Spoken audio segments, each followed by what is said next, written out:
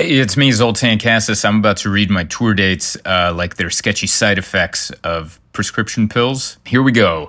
Boston, Massachusetts, Panama City, Florida, Greenville, South Carolina, Vancouver, British Columbia, Washington, D.C., Portland, Maine, Santa Ana Pueblo, New Mexico, Philadelphia, Pennsylvania, Lowell, Arkansas, Springfield, Missouri, Columbia, Missouri, Detroit, Michigan, Toronto, Buffalo, Edmonton, Short-Sightedness, Bloomington, Minnesota, Madison, Wisconsin, Raleigh, North Carolina, Myrtle Beach, South Carolina, Charlotte, Denver, Phoenix, San Diego, and you might die in your sleep. Come to all these shows. ZoltanComedy.com. Trekking heavy or traveling light. There's one thing that's right wherever I go. That's where I am. We are recording, I've been told. What's up, everybody? Welcome to the show. Welcome to This Week in Zoltan. I am Zoltan. I am joined by my lovely wife, Emma. Hello. And Sorry, real quick. Can you actually pull the mic down a little bit? Just give it a yank. One more. Hello. Give it one more, just tiny little.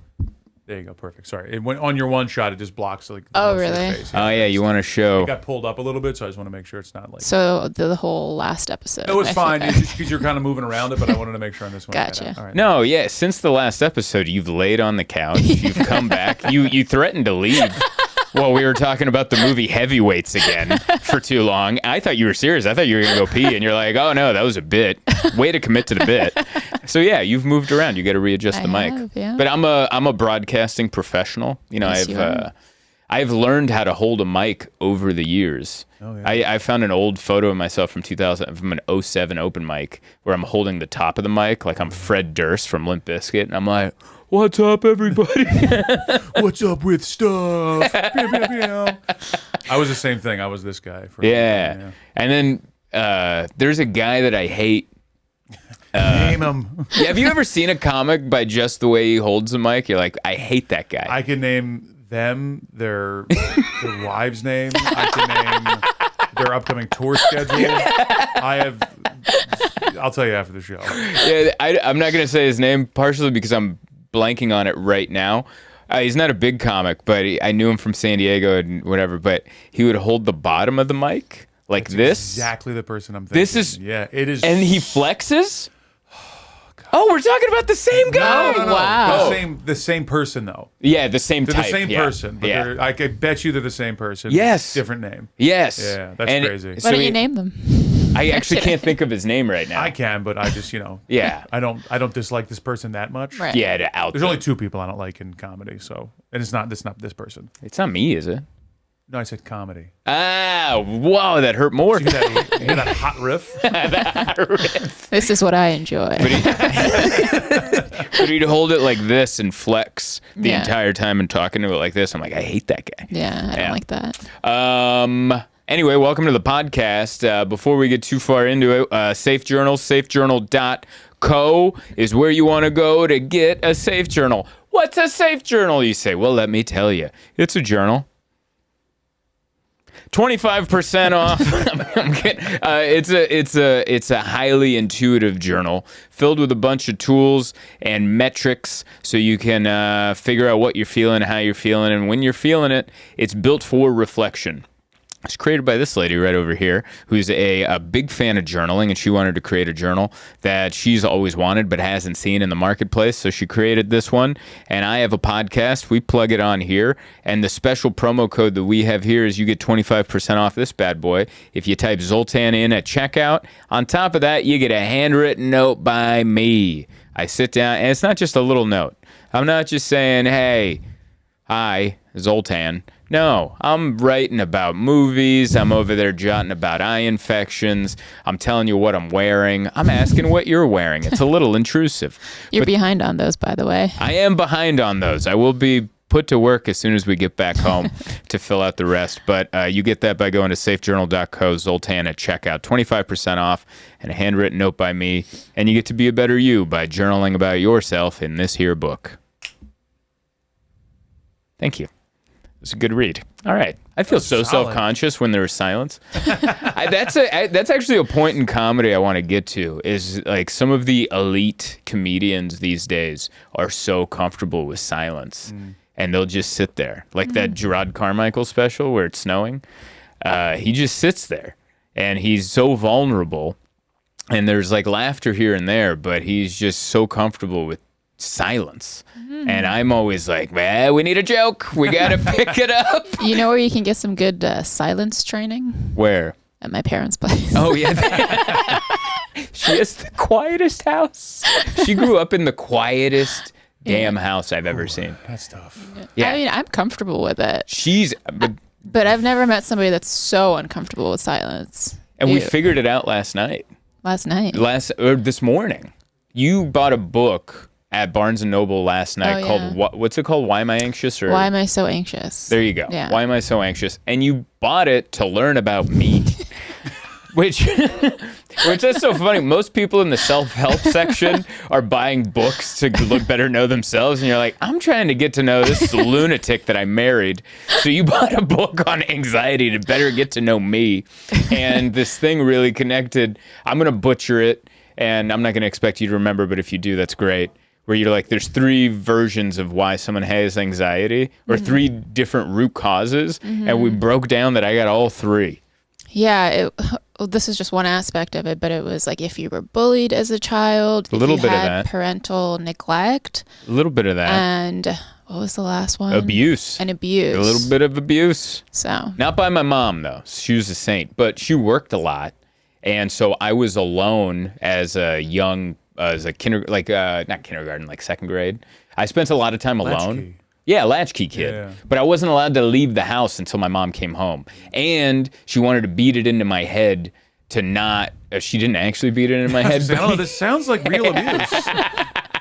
But she really was worried that I was going to like open the door, burn down the house. So she had really strict rules, and she would tell me the consequences. Like, someone could break in and kidnap you and sell you on the black market.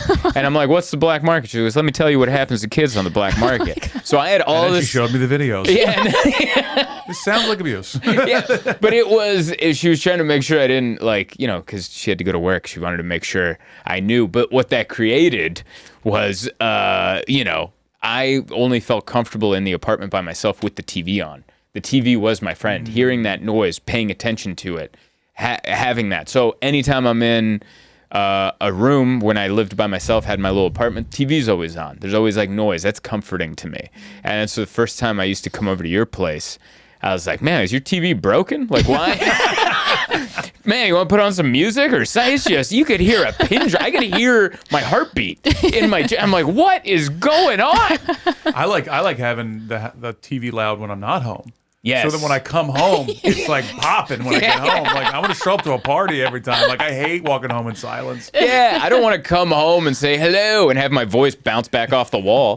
I want it to sound like I'm soaking into a frenzy of activity. yeah. So yeah, I don't even know why I brought that up, but you bought this book on anxiety. Yeah. And then I found out I have all 3 triggers. Sure. And then why I'm comfortable in not silence, which has been the exact opposite. Getting with, because I'll turn on the TV when I wake up. And you're like, this is how we're starting the day. Because you put on the news and I'm still asleep and I'm hearing about like bombings and like That's why I love starting my day. That's how I've always I like to know what's going on, so I put on the news. I do too, but like And I'm like, Yeah. but it is weird because I wake up first and you're cracking your eyes and I'm like, 3 people dead on the subway this morning. Hurry up, we're late for the podcast. Let's She rolls over and she's like, there's going to be 1 person dead in this apartment if you don't stop with this daggum TV. But we are trying to better, we are into like the betterment of the household. Like you just got a vibration plate for us. Is that the proper I think term? it's called a vibration plate. I call it a shake plate. Remember the shake weight? How could I forget? Where it was 2 dumbbells and they filled it with sand and you shake it up and Do that down. again so I have a close-up on you? That's well, There's they've the thumbnail.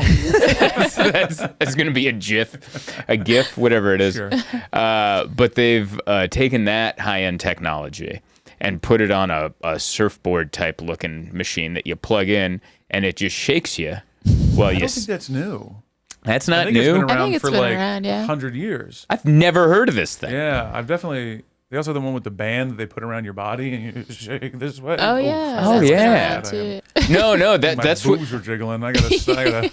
All right. If Gotta you give me a shake plate. if you want to know where your loose areas are, take off your clothes, get in front of a mirror, and hop on a shake plate. And that thing, I was like, oh, love handles in midsection. There it is. Upper ass. There it is. I get on there like, oh, shoulders, cool. I didn't realize that there was fat on my shoulders. Nice. I got to feel where my fat is. So it goes from love handles up to the middle of my back. Even like the side shanks of my middle spine were like, there's little fat flaps up there shaking. And I'm like, this is so fun. And you got video of me?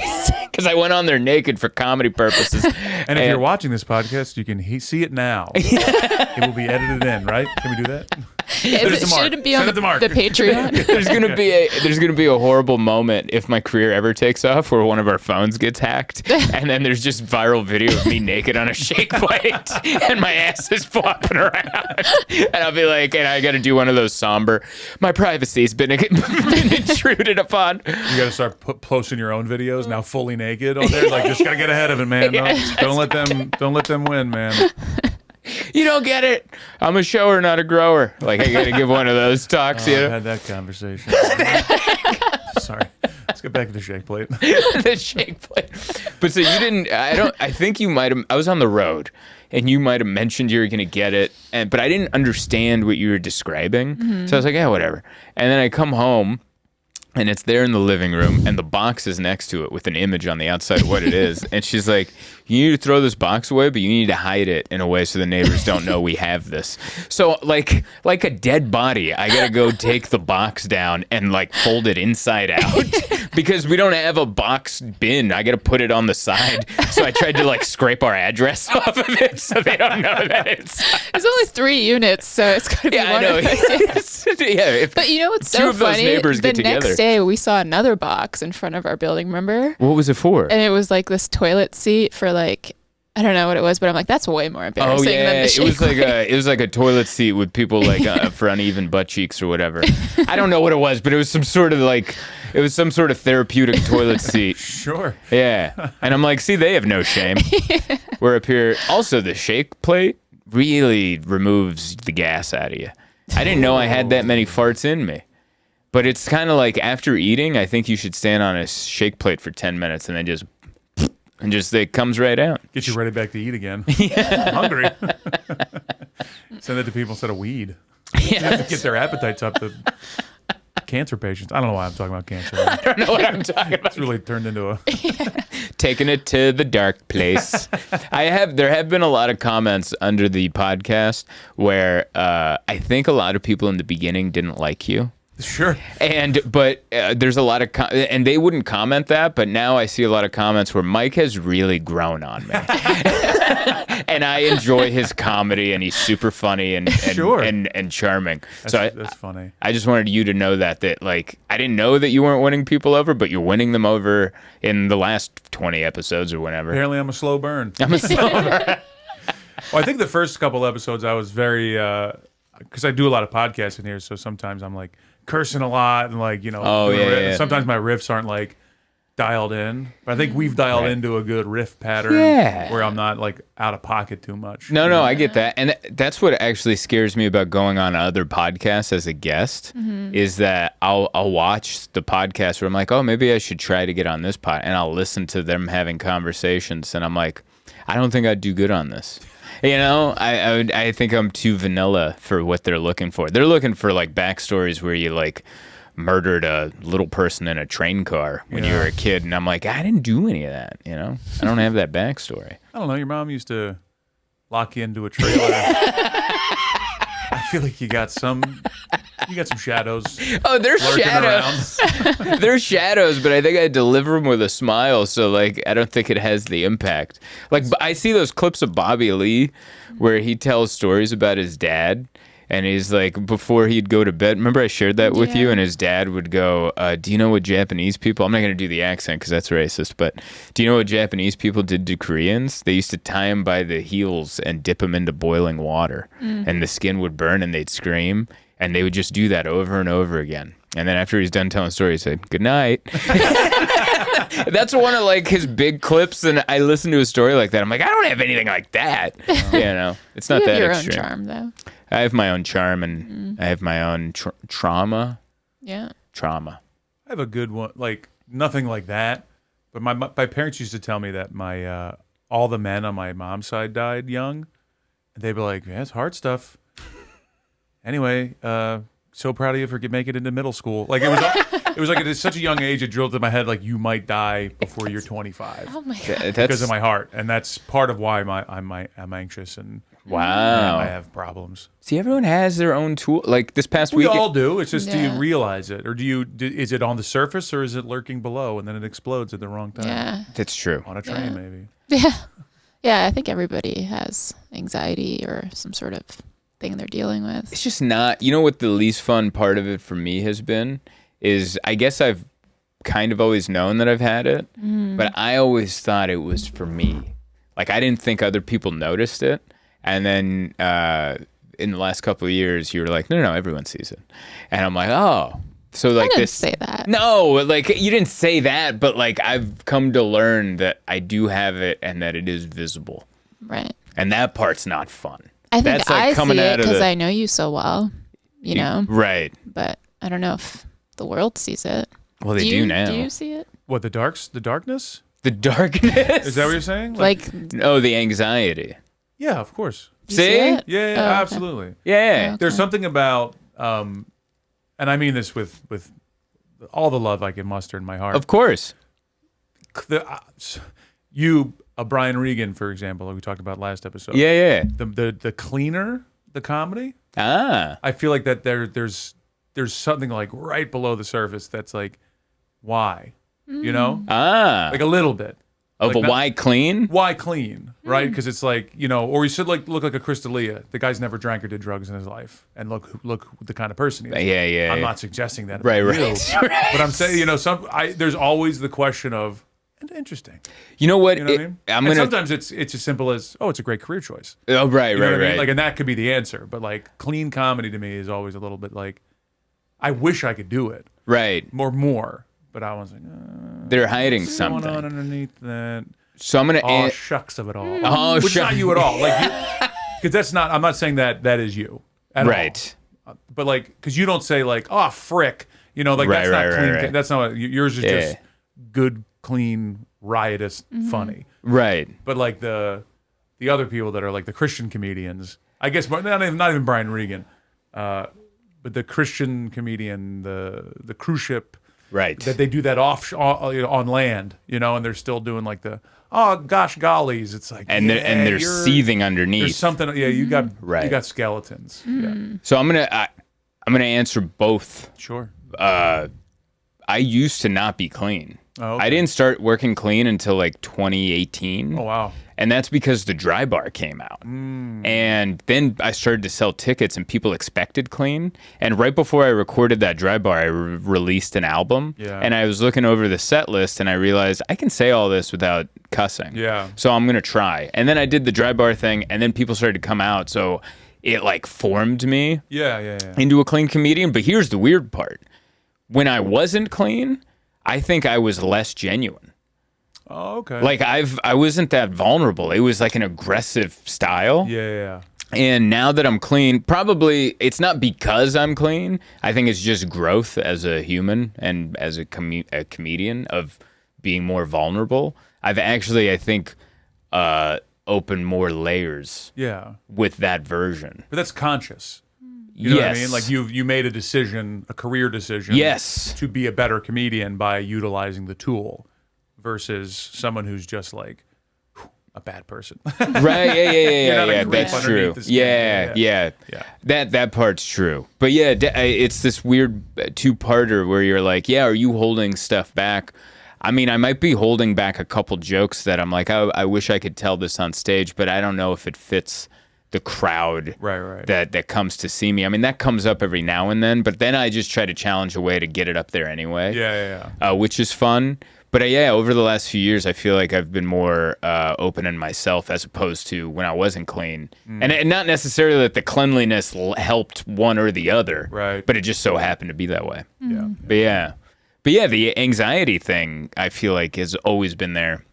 And the thing I learned is that the uncomfortable part of it is that I guess people have seen it all along, which kind of, when you find out about a lie, like, let's say there's like some family lie and you find out about it years later. You know that feeling of like, oh, you guys all knew and you didn't tell me? That's what this feels like. It feels like, all those people could tell I was uncomfortable in all those social settings. And I thought I was playing it off.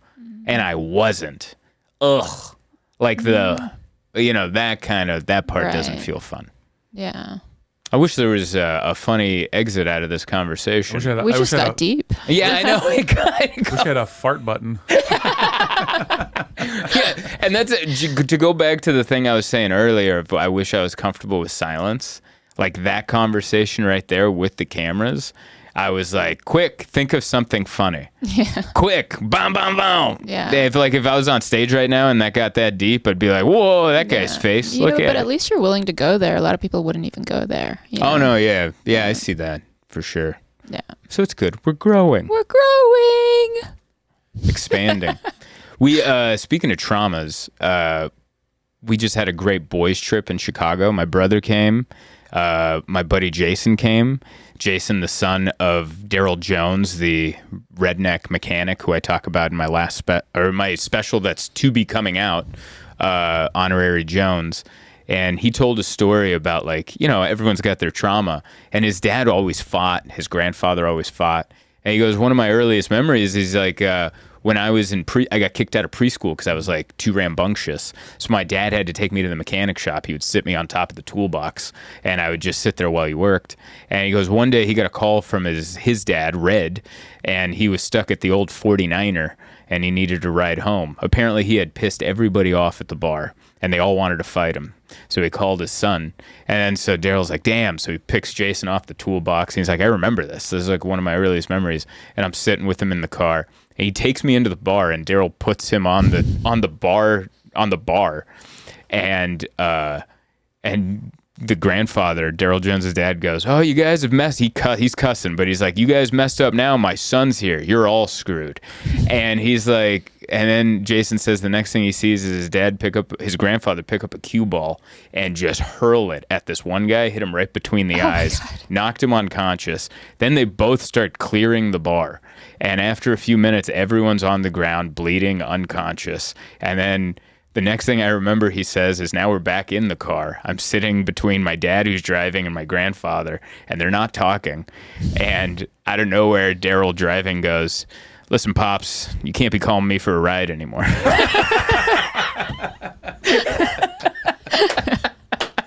Which is like... I was your own car, Dad. You can't be calling me to fight the entire bar. I'm babysitting. So dude, I got to bring my kid. So, yeah, everyone's got their own background of, trauma they got to get through. So wild. It's insane. And all these stories, they sound fake, but I was around for some of them. So I got to see... I was like, well, if these are real, the ones I saw firsthand, I can believe that these other ones definitely. Some of the Daryl Jones stories you've told me sound fictional. They sound insane. Fictional, and then you see them, and you're like, oh my god! Yeah. Like, he got have I told the one where he had to go to jury duty, and he normally wouldn't go? I don't know. And he had to go to jury duty. I was working at his mechanic shop, and at the time, he was waiting for a double hip replacement, so he was in a Rascal scooter. And he's a big redneck guy, Rascal scooter. He's got a cigarette, and I loved it. He was embarrassed to be in a Rascal scooter because he thought it was like, he was feeling disabled. But he would still smoke a cigarette and just ride around his Rascal scooter. And when you'd go out to the shop to talk to him, whether it was me or somebody else, he would circle you in the scooter. So he'd come out there and be like, "Daryl, I just did the books." He's like, "All right, what's it say?" And then he'd just hit go on his scooter, and he would just circle you while you talk to him. And I'd be like, "Well, it looks like we lost $1,000 last month." And he would just be there, just pay, and he would do this to random people too, like some guy dropping off parts. "Yeah, you didn't get me the right part," and he just circle him. That's pretty good. And then when he was done with the conversation, he'd just leave. Roll off. Yes. Yes. Like when someone talked too much, he'd be like, that's enough. And he'd shoot off from his circle and just leave. Like, I guess the conversation's over. It's the perfect way to keep the eyes off the fact that you're in the scooter by making the scooter the center part of the conversation. Yes. Just circling the guy. Rolling around me. So he ends up getting a jury summons. And I'm like, you're going to go? And he's like, yeah, I'm going to go. And I'm like, man, don't go. You're going to get arrested. Like, it's not going to, because he's a loudmouth. He tells everyone their opinions. He has a problem with authority. Like I remember one of the times, like the gas company guy came in, SDG&E in San Diego, whatever the company is out here, and they're like, "Excuse me, sir, where's your meter?" And he's like, "I don't think that's any of your goddamn business." He was joking in that sense. He's like, never mind, it's over there. But that's his. You don't know where it is? Yeah. It's your meter. Yeah. I threw that in the garbage. Yeah, like anytime he had an issue with the internet, he'd call in. He's like, give me the phone. Listen, if you don't come by here and fix it, I'm going to throw your crap in the street. You can come pick it up. And he would. So he goes off to do jury duty, and I'm worried about him. And I'm like, please just call me. Let me know you're all right. And he's like, I'll be fine. I'll come back before the end of the day. All day we don't hear from him. And then it's 5 o'clock, like it's time to close the shop. He still hasn't come back. And the other techs that work there, I'm like, well, I guess we got to go. He's like, what's up with Daryl? I'm like, I don't know. I've been trying to call him. His phone's dead. And then finally he calls me and he goes, yeah, I'm leaving now. Just close up the shop. I'm going home. And I go, well, what happened? And he's like, well, they locked me up.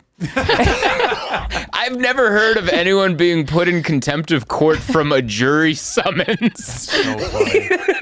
And I'm like, and he's like, I'll tell you about it tomorrow. And I'm like, what? He got arrested at jury duty. And the next day he told us the story. He's like, they picked me. And I went in to get interviewed and they didn't like my answers. And I told the judge he's running a kangaroo court, which is a term I hadn't heard since that moment until the other day Trump said it in his things. You're running a kangaroo court. And I'm like, Daryl Jones. That's who I thought of. But the judge got offended. And then he's like, bailiff, remove this man. And they handcuffed him and they took him outside. And he had to meet with the judge in his chambers. And they had a conversation. And the judge gave him his business card. And he goes, listen, I am allowing you to never have to do a jury duty again. And if you ever get another jury summons, just write back that Judge so-and-so says you don't have to. And if they still make you, call me. I'll get it taken care of. So he got detained, I guess. I don't know what the term is, for being rude at jury duty. But then he ends up getting the judge's personal business card of like, make sure I never want to see you in my courtroom again. That's so funny. It's So great. He's just a wild man. That's like better than a PBA card. Yes. Get out of court free. Dude, get out of jury duty for the rest of your life. You never have to come. Yeah. But yeah, so everyone's got their own trauma. But that's why the Chicago trip was so fun, because it was me, my brother who's never been on an airplane, and he came out on a trip with me. We got to hang out, hotel, fun. Jason, who's never been on a comedy trip with me, those two just had a blast. They drank all the Modelo's in the green room. Like when you go into a green room, you try to be like, because I'm doing a show, I mainly drink water. I'll drink after the show. But if I do, I'll have a beer. They cleaned out the mini fridge on the first night. And then my buddy Jason's a little like his dad, Daryl Jones. So the manager comes in and he goes, yep, cleaned out your Modelo's. Maybe you can stock that up for tomorrow. And this isn't even a guy doing a set. That's it's so just funny. my buddy. And I'm like, hey. But the manager's super nice. He's like, yeah, we'll get that refilled for you tomorrow. And I was like, all right. But we just ended up having this blast of a trip. Chicago is an amazing city. Is it top 3 or 4 for visiting? I would say, yeah. It's just because it's Chicago. Yeah. It's such a good town. They did take care of you so well. Have you done Zanies in Nashville? Yes. You should bring them to that Yes. room. That's the Like next 400 beers in that fridge. There's so much to drink. Be like, hey, boys, do your best. Do some damage. Do some damage. Try not to. I was actually my whole crew was supposed to. Dane and Vance, like all those guys were supposed to come, and thankfully they couldn't make it. And after seeing the destruction that just my brother and Jason did, I was like, it's good that the whole crew didn't come. I don't know if I would have banned them from my own show. I think I would have been like, you're not allowed to come. But yeah, the whole all the crowds were great. Rosemont was where I was, which is really the suburb for the first 2 nights. And on Saturday Late Show was like the wildest crowd I had. I was telling you about this before we started recording. I had they were weird the whole night. They were very energetic, but very talky the whole night. And then I was doing my merch pitch, and someone blew their nose in the middle of my merch pitch. And I was like... You didn't tell me about this. No, I didn't tell you about this. So I'm right in the middle. I'm like, yeah, I got some shirts, posters, and vinyl. If you want to come by, you can buy that. If you want to take a picture or say hello, that's for free. Come by if you'd like. Also, if you want to leave, you can leave.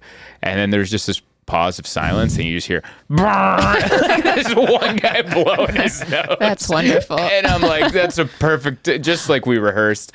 Like that was perfect. And that's then my dad. Yeah, that's always a good one. I'm gonna assume you're gonna get a shirt, blow your nose into. That's perfect. But then after that, this like big drunk guy with a Hawaiian shirt and a Miller Lite hat, who had yelled Trump earlier in the show, now stands up, removes his button shirt, so now he's naked, top half in the club, and just starts dancing. And he's like, yeah, I'm gonna buy a shirt, woo, or something. And he goes, how much? And he goes, how much to give you a kiss?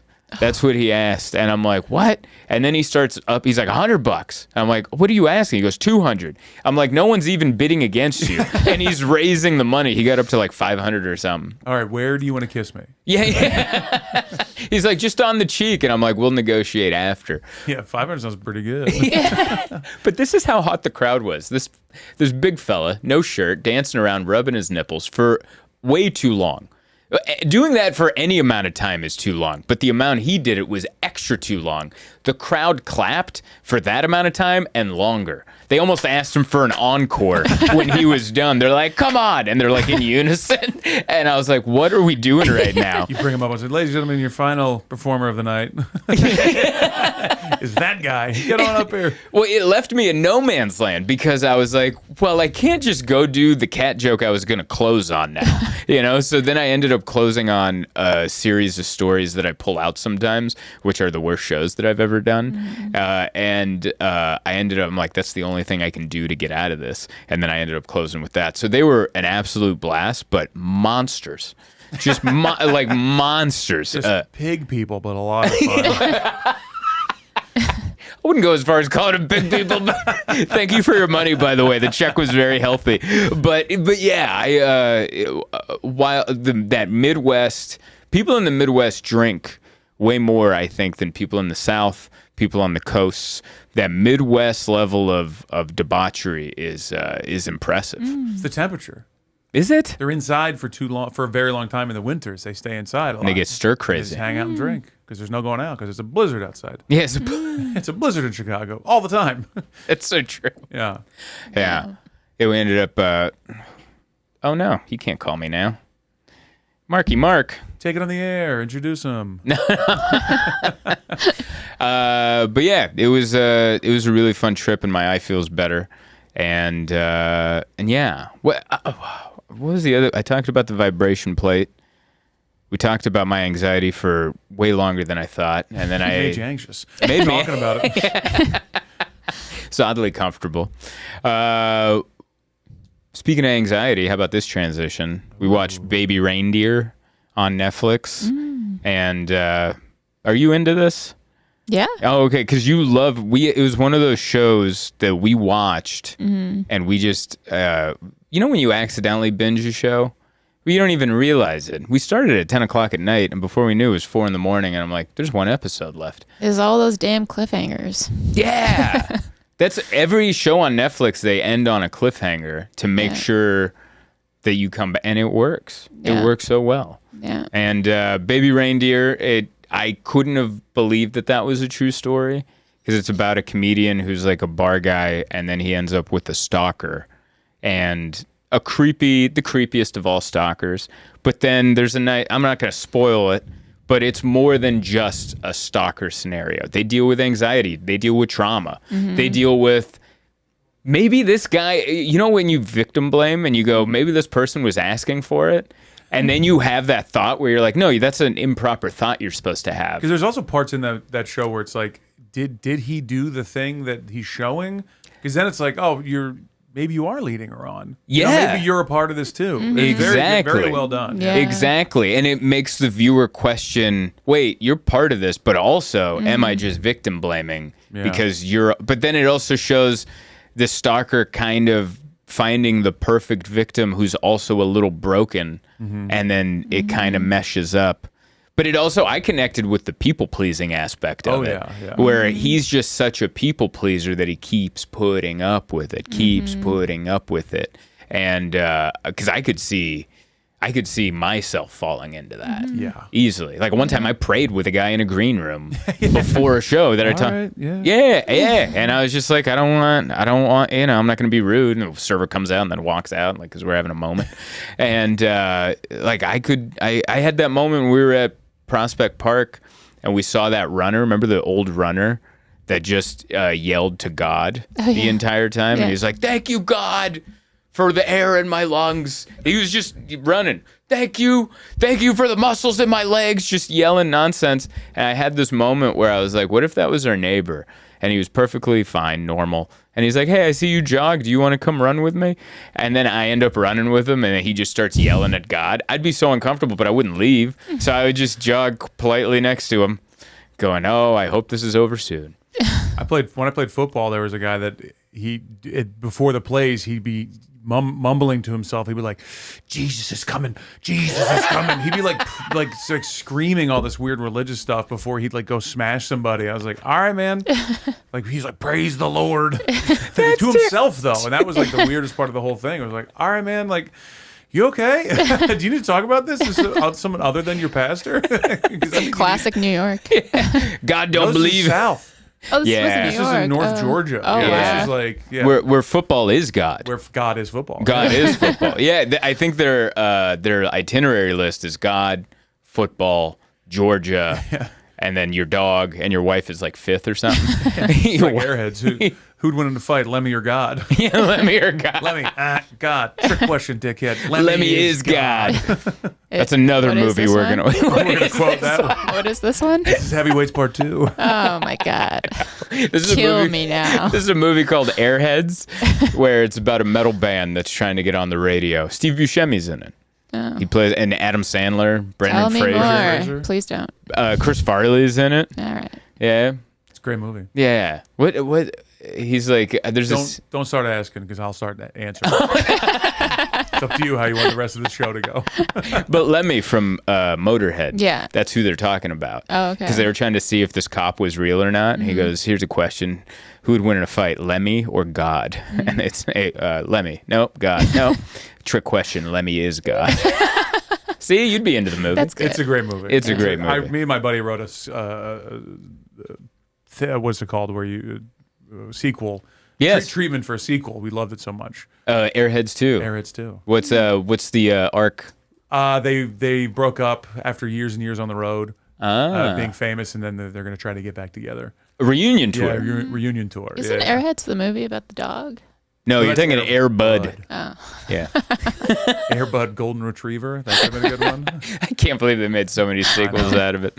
But in Baby Reindeer, to go back to Baby Reindeer, the girl that played Jessica, or that played Martha, or the actress Jessica Gunning. Yes. So good. Amazing. Just to watch that performance is incredible. I mean, if she doesn't win awards hand over fist for that, I'd be shocked. That actress plays every emotion available to a human being. And at a moment's, going back forth. It's wild, man. It's great. What has she been in anything before? I'm looking at her IMDb page right now, actually. Dozens of things. She's been kicking around since 2017. Good for her, then. No, 2007. So for her whole life, it looks like. What's her name? Jessica Gunning. Jessica Gunning, but she's never heard of her before. But the actress that played the stalker, and she was really good. She was really good. She was really. I was creeped out by her. You know, like where actors that can take away that.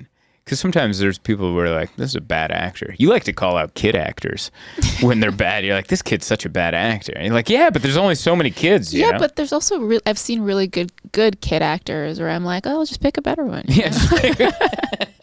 And the casting director was half drunk, and we got to go with what we got. But she did an amazing job. Is there anything other big ticket thing she's done? Nothing that I am familiar with. There's it looks like a lot of like UK based television and The Outlaws. Never heard of that. Well, Summerland.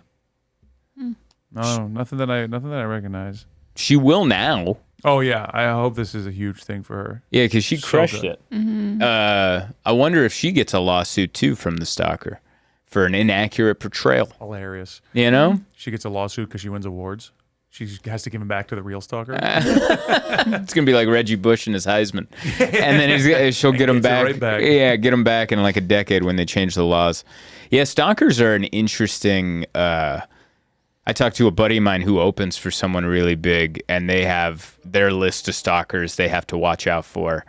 And then that stalker will message him, even though he's the opener, just asking like, hey, where are you guys staying? Or I see you guys. Is it all right if I come over? Like that kind of creepiness. And then one time he sent me a message because this guy shared a story of me and him together. So he sent me a message trying This was years ago, right? This was a couple of years ago. It was like pandemic, maybe a year before. Yeah, we were talking about it. And it isn't, I don't know what the playbook is on dealing with a stalker. Because this movie, or this series in a way, shows confronting them isn't the right answer. Because they're going to find some version to keep coming back. Yeah. What about like the threat of physical violence? Like you just go out there with a bat and you're like, if you don't leave me alone, I'm going to smash your face. I mean, I'm sure that works for some people. I don't know if it'll work for me with that delivery. Hey, if you don't leave me alone, I'm going to smash your face. Actually, but that's the part of the clean thing. Yeah. If you do it in such a nice, chipper way, I'm like, oh, this guy means it. If it's something like, hey, I'm going to go with this, I'll do it, tough guy. But if you're not a tough guy about it, it could be even more threatening. I would be more threatened by someone being like, if you don't stop, I'm going to beat you in the head. Like, oh, God, he's going to beat me in the head. He's going to beat me. Oh, that's kind of like Jason's responses to aggressiveness. When we were last night in Chicago, a car came by. We were drunk in front of McDonald's, and a cab came by with the windows down. And we were having this heartfelt moment between the three of us. And I'm like, I love you guys. And there's this drunk guy in the back, and he yelled something along the lines of pussies, like something like that. And then Jason just eyes light up, and he's like, yeah, whatever. And then the guy yelled something again, and he goes, yeah, you're lucky I'm old, but I'll show you. And I just love the phrase, I'll show you. I'll show you if you ask. Ask again. Ask again, I'll show you. Ask again, I'll show you. I have that rage just boiling under the surface too. Like driving, I'm real bad. Yeah. And I was driving a bunch of people around this weekend, and my girlfriend complimented me. She said, "You've not been that mean like to other people on the street." Like, yeah, I'm holding it in. There's been many times, and on the way home, someone almost killed us pulling out into the street just so they can get like 2 car lengths ahead. Oh God. And I rolled the window down and spit on their car. And it ruined all the goodwill that I had. She's like, well, we almost made it. You almost did it, pal. These are friends you don't know that well? No, this is just me and her in the car. Oh, okay. After we dropped everybody off, and then I was like, I had to let it out. Like it all boiled over on me, and I just spit on the guy's car. You rolled down the... Yeah, I spit on the car. I didn't care. And then somebody else was honking at me for no reason, and I just started screaming out of the car. I'm like, and he was screaming at me first, and I'm like, why don't you lose some weight, you fat blah, blah, blah. And he's like, oh, come kick your ass. I was like, come follow me. Follow me. She's like, drop me off. Drop me off. Drop me off. I'm not proud of that, but it came funny. Out. Yeah, within like 2 minutes of each other, I'm spitting on the car, but I had like 2 hours of pure bliss. Oh. And I'm like, follow me. Keeping it in. I'm gonna kill everybody. Yeah. Well, the guy deserved it. The guy that I had to slam on the brakes. I almost hit a bunk bin on the side of the road, and then he just like moved 1 car length ahead, and he got dove back in. I was like, no. He's lucky he didn't get off the eggs that we were getting off of as I was luging on him. Luging on him. If he were parked, I would have gotten out of the car. Good I honestly Lord. would have gotten out of the car. Yeah, I was so mad. So mad. You know what I just thought of? How funny would it have been if like that was your in-laws in the car with you? First meeting, and then your wife's like, your fiance is like, oh, I'm really proud of you for holding it in, and then that happens, and then the next scene is you get out of the car, I'll kill everybody. Well, that's why I wanted to tell her, which I haven't, but I wanted to tell her like, you got to let me let it out as I go. Yeah. Because I can't just be like holding it in. It's a balloon. It's gonna pop at some point. And it popped. It's true. You got to let it out. It's like gas after Mediterranean. Yeah. You know, if I don't let out these little hummus farts one at a time, I'm going to blow it up in one elevator and everyone's going to be sad. Yeah. And I'm not proud of it. And I'm talking to a therapist about it. I just got to, I'm not mad at any other time in my life. I'm pretty mild-mannered, but when in the car, if someone wrongs me. You know what it is? You know what I think it is about road rage is all the lights on cars, especially modern cars, and more so over the years, are the lights look like aggressive eyes. Maybe. So you get cut off, and then now you just see aggressive brake lights that look like human eyes that are like, what are you gonna do about it? They need to put brake lights and headlights with like a sloped eyebrow, like that of a bloodhound. Lashes. That's more of a one eyebrow up. Yeah. Okay. And then you're like, he didn't mean it. This guy. You're right. Cars do look very aggressive these days. Yeah. Like the trucks and the cyber truck looks so aggressive. Yeah. And it just looks like an angry individual. So someone like comes up your rear view and is right on your tail, and they got bright lights with angry headlight eyes, and you're like, I think I want to kill that guy. I think it would be a betterment to society if that person was dead. Cars looking at me funny. Yeah, but I think our cars, maybe one day the technology will come out where the front and back of our cars will look like our faces, so you can see who's crossed you. You know, you get cut off and you just see a dopey. And you're like, this guy needs this. I always thought they should put like a flat screen on the back of cars so people can like, a message can be like, hey, I'm so sorry. Yeah. Or something. You're like, I love that one. Or maybe like smart cars can communicate with each other and you can just hit a button and it's just, my bad. Yeah, my bad. Just pops on the screen. Hey, sorry, I gotta bro. poop real bad. Like, oh yeah, good. You're right. Yeah, or like truckers have their walkie-talkies, and you can come on. I am so sorry. I've been having a day. I am so sorry. If you spilled a coffee, what's your Venmo? I'll send you another one. Send me the cleaning bill. And you're like, I understand. Meet you at the gas station. I'll buy you a pack of corn nuts. Call it a day. All right, feel fine about it. A cup of tea, a hot dog. Single bag of tea. Single bag of tea. Some Nabat. Some Nabat, so we can get all hopped up on Canelos and sugar. Yeah. Yeah, I road rage does get me. It's just, I was I had a flight to Tampa where I was surrounded by all elderly people. I was next to this old lady that wouldn't stop moving. She was just like constant motion, and she had her family was behind her, and she kept elbowing me. And she had like one elbow that stuck out, and her neck pillow was like dancing on her shoulder. It was just on me. All of her jacket and crap was on me the entire time. And I'm like, I hate this lady. And then she got up to the bathroom, and she was gone for like a half hour. I think hummus. And that was my David Tellber. And so I fell asleep, and then she comes back to sit down, but she's at that age where she can't sit. She falls into a chair. But her elbow's still out, so it's like the joke I made was like it's Macho Man Randy Savage coming off the top turnbuckle and elbows me, and then her husband's behind me, and she gets up, pulls the chair. So then now I'm doing this thing to get up, so it feels like I'm about to be like launched into first class, and they all sucked like collectively. And then at the end, they ended up almost taking my luggage. They made it down to the baggage carousel before me because I had to pee. And I see them rolling away with my luggage, and I'm like, that's mine. And the guy's angry at me, going, no, it's not. And I'm like trying to show him my name on the little tag from Delta, and he's like, I can't read that. Like he's mad at me that he's nearsighted or far, whichever one means you can't read. And then he finally gives me the bag, and I make fun of him all weekend in Tampa. Joke's working great. Sunday, I fly home, and I know you're not going to believe this. I'm on the plane sitting right next to these same people. And I'm like, and I texted you. Mm-hmm. I texted my buddies who came to the show. And I was like, you're not going to believe this. Those people I'm next to them again. Did you acknowledge them at all or be like, hey, remember me, pal? No. I got my revenge she fell asleep and I had to pee. And I'm like, and I'm in the middle again, same spot. And I'm like, hell yeah. And I just And then she's like, huh? And I'm like, I'm so sorry, I have to pee. And she goes, but this is where she gets me. She goes, oh, you don't have to apologize for that. I kind of have to go too.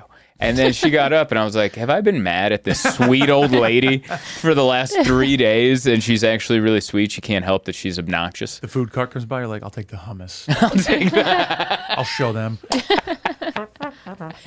Can I have a hummus and a Sprite? We're gonna kick this into high We're gear. gonna get that bubbly. But it was absolutely wonderful. Zanies was great. My road dog buddy Charlie Wiener, who just retired, him and his wife drove 5 hours from Cleveland to come watch me perform so at cool. Zanies, because that's his favorite club. Yeah. Zanies, the Old Town one, the original one. Been open since the 70s. Charlie's been performing there for, I guess, 40 years, however long ago that is. And they came and surprised me. And we all hung out afterwards, had beers, and then he brought another comic friend, also like 40 years in the game. And I got this great compliment, which you mentioned earlier. He said, I loved your comedy. And he goes, I don't really laugh at comedy because I'm pretty jaded. I've been watching it too long, but I laughed at your stuff. And he's like, you know what really impressed me is when I couldn't see your stitches. And I was like, what a great compliment. Yeah. He's like, that's how well you were doing that. I couldn't see, he's setting up a joke. I couldn't see he's doing this. I couldn't see he's bringing this back. I couldn't see your stitch work. It was all very smooth. And I was like, thank you. And then my brother threw up. And then we had to leave. My brother threw up because he was trying to drink with Jason, and that all went south. It's never going to go well. Yeah. So it was a classic comedy weekend where there was bonding, there was too much alcohol, there was a little bit of vomiting. And then we got called a pussy by some guy in a slight cab. Violence. Slight violence. It was a nice, well-rounded Chicago weekend. Right. Yeah, That's how a Chicago weekend should go for comedy. it should. Yeah. Yeah. We went on the tour. We got some deep dish, and I digested the rest of the time. It was I one of had the- one slice the whole weekend. That was it. I had 2 slices of deep dish, and I didn't have dinner that night.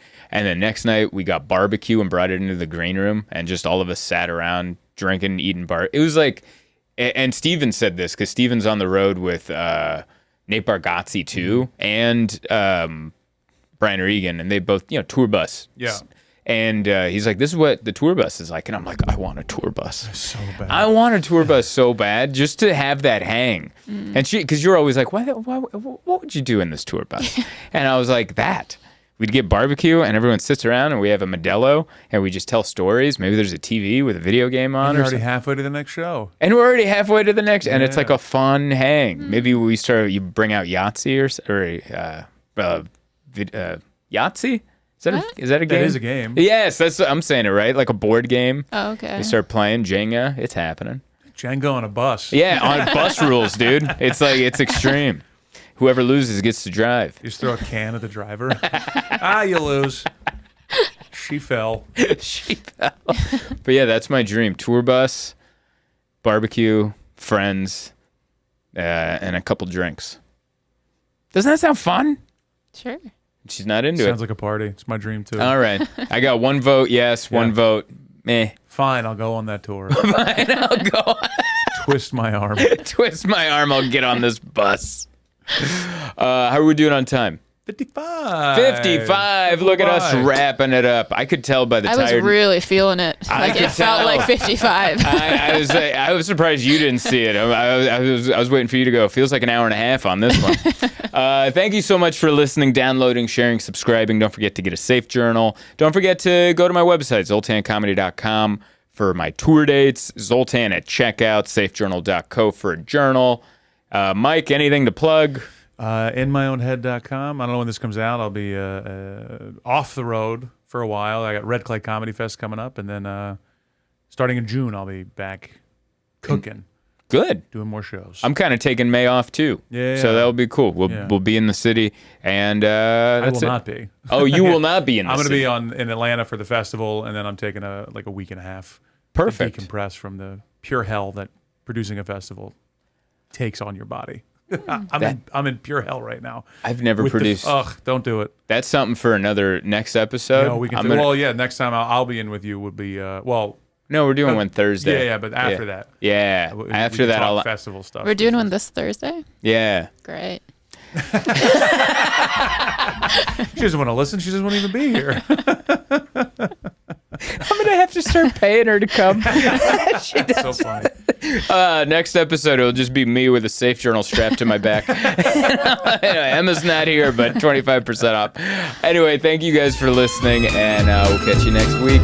Trekking heavy or traveling light, there's one thing that's right wherever I go.